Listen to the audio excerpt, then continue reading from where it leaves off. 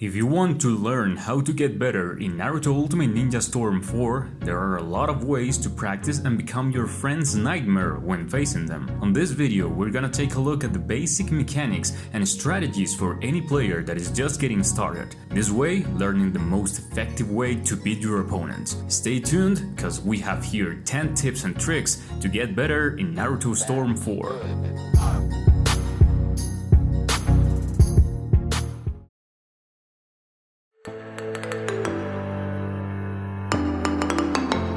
Number 1. Learn how to save your subs. As we all know, this game is quite different from other fighting games since it's not based on combos with button variety. In order to understand better what I'm talking about here, you just need to take a look at this comparative between a high damaging combo in Dragon Ball FighterZ and in Naruto Storm 4. The difference regarding the amount of inputs and timing in real time is nuts. Due to this, a lot of people tend to call Storm 4 a mashy game, and even though a player could win a match by just mashing the attack button, it's not a good strategy at all, and neither is all you need to know to beat a good opponent. Going to the point, the save subs concept is resumed in one quote: do not substitute out of every single hit. Naruto Storm 4 allows you to dodge an attack by doing a substitution jutsu every single time you're receiving a punch, and that allows you to escape from the combo. However, the number of subs is limited. You only have 4, which are getting charged in a specific time period. It's because of this that it's important to manage the subs in the best possible way. That being said, don't rush yourself by watching how many subs you have left all the time. It's something that sooner or later is going to happen. But don't worry, we will see in a bit what you need to do in these cases. The key to use your subs wisely is to use them only when it's absolutely necessary to do so. Remember, sacrifice health for subs. It could sound absurd, but believe me, on this game, it makes a lot of sense.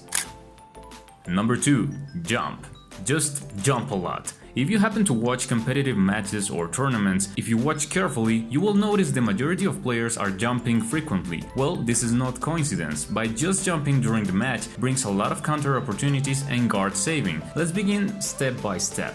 If an opponent uses a type of attack like a Rasengan, Chidori or whatever, in many of those animations the character goes underneath, and as this game allows you to get closer to your opponent with a dash or ninja move, you already won the turn to start your attack. In this case, the opponent gets vulnerable in most cases, powerless because his technique wasn't executed completely. That is when you take advantage and go to him and try to leave him without subs before he does. The second point of this tip is the guard saving. You can block any attack, except for the grab and some other exceptions, by using the right trigger. However, the guard has a color grading that starts as a blue one. The more damage you receive, the more the color will start to get red. The limit is reached, and that leaves you dizzy and vulnerable for a couple of seconds. After that, the guard recharges. So by jumping above these attacks and not blocking them, you not only have a counter attack chance, but you also keep your guard fresh. Remember that you can even keep the guard up as you're in the air.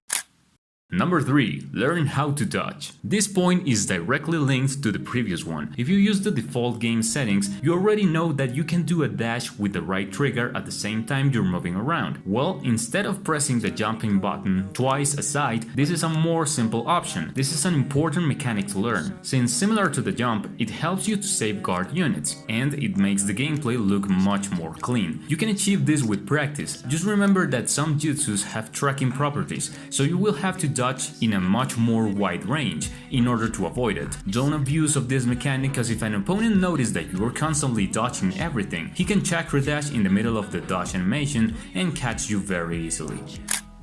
Number 4. Do not always use your ultimate once you break your opponent's guard. The up arrow button breaks the opponent guard with a single move. Most people tend to use this little time lapse to execute the most damaging move, and it makes sense, but remember that the game reduces automatically the ultimate damage when the character is dizzy. And not only in this case, also when you combine an ultimate with a combo animation. But don't worry, there is a way to avoid this, and it's pretty simple. A single jump out of your combo animation can make the nerf damage mechanic disappear. It's like making the game believe that the previous attacks were not linked with the ultimate that came before. It could sound confusing, but as always, by practicing, everything starts to make sense. Number 5. Use Chakra wisely. Do not use all your Chakra bar until you reach 0 because at any moment you will need it for defense purposes. Use the Chakra dash in a moderate way in order to keep pressure on your opponent, and as you feel that you are running out of Chakra, take distance and charge it. It's not necessary to refill it again, just by recharging for 1 second is more than enough.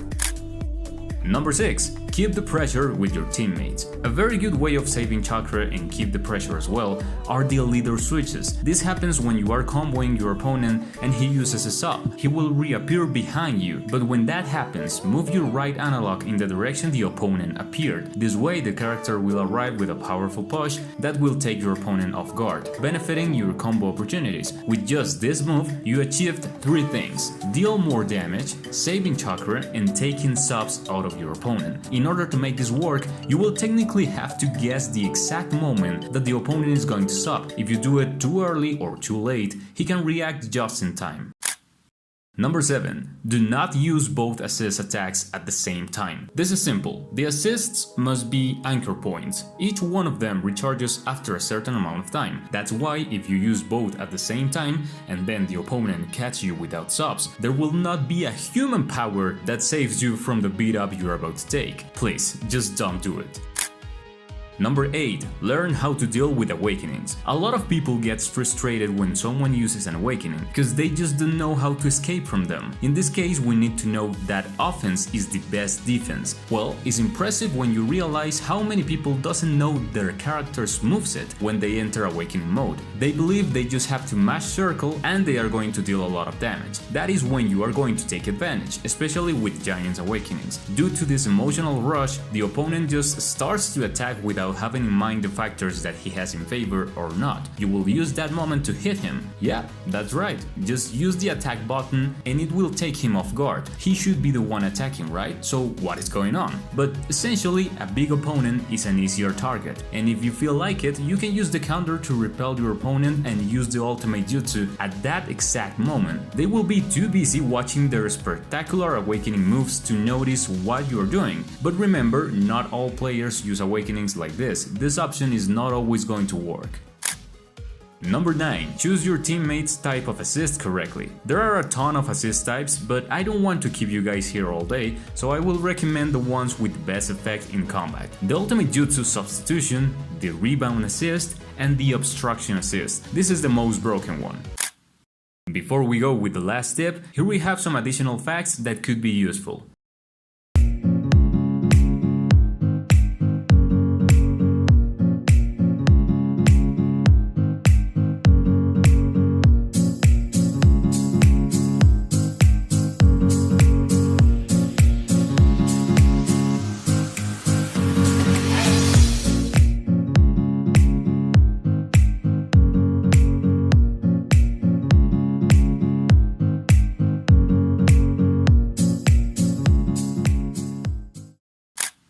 Number 10. Learn how to use extensions with combos. Here we will be clear. Learn how to combo cancel. In essence, a combo cancel occurs when you interrupt a combo animation with a different movement like a jump in order to extend it, and consequently dealing more damage. Because remember that every character in Naruto Storm 4 works with attack animations, not by hits. Every single button that you press doesn't represent a single individual hit from the character. That input activates an animation. So it's possible that a single button press activates 3 animations. The combo cancel can be executed with moves like chakra dashes with objects, jutsus or ultimates. Honestly, the amount of combo variety with each character is insane on this game, and in order to learn them better, I recommend you to search for each character combo guide on the internet, since each character is unique and every combo cancel has different actions. With this amount of characters, we would never finish the video. Also keep in mind that these combos are only possible when the opponent doesn't have subs, and there is nothing else that can interrupt you from pulling off the combo. Follow this list of tips and tricks and also keep practicing as frequently as you can, and you will notice how far you have become as a player in Naruto Storm 4.